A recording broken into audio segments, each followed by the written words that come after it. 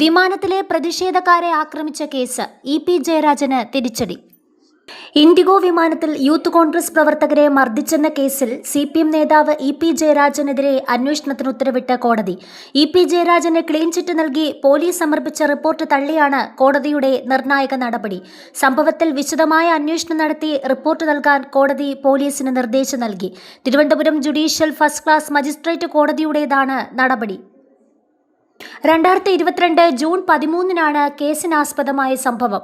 കണ്ണൂരിൽ നിന്ന് തിരുവനന്തപുരത്തിറങ്ങിയ ഇൻഡിഗോ 6E 7407 വിമാനത്തിനുള്ളിൽ യൂത്ത് കോൺഗ്രസ് പ്രവർത്തകരായ ഫർസീൻ മജീദ്, R.K. നവീൻകുമാർ എന്നിവർ പ്രതിഷേധിക്കുകയായിരുന്നു.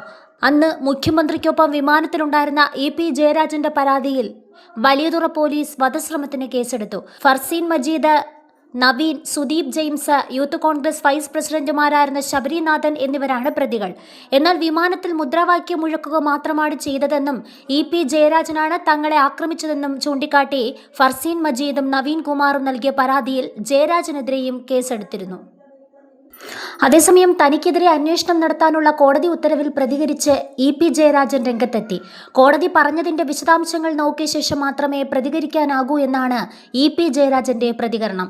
താൻ നടത്തിയത് ആക്രമണമല്ലെന്നും പ്രതിരോധമാണെന്നും അദ്ദേഹം പറഞ്ഞു. ഒരു സംസ്ഥാനത്തെ മുഖ്യമന്ത്രിയെ ആക്രമിക്കാൻ ഭീകരന്മാരുടെ രൂപത്തിൽ വിമാനത്തിൽ കയറി ആക്രമണത്തിന് ശ്രമിക്കുമ്പോൾ സ്വാഭാവികമായി അതിനെ പ്രതിരോധിക്കാൻ സമാധാനം ആഗ്രഹിക്കുന്ന ഏതൊരാൾക്കും ചുമതലയുണ്ട്. ഞാൻ അവരെ തടഞ്ഞു നിർത്തുകയാണ് ചെയ്തത്. അവർക്ക് മുഖ്യമന്ത്രിയെ ആക്രമിക്കാൻ കഴിഞ്ഞില്ല.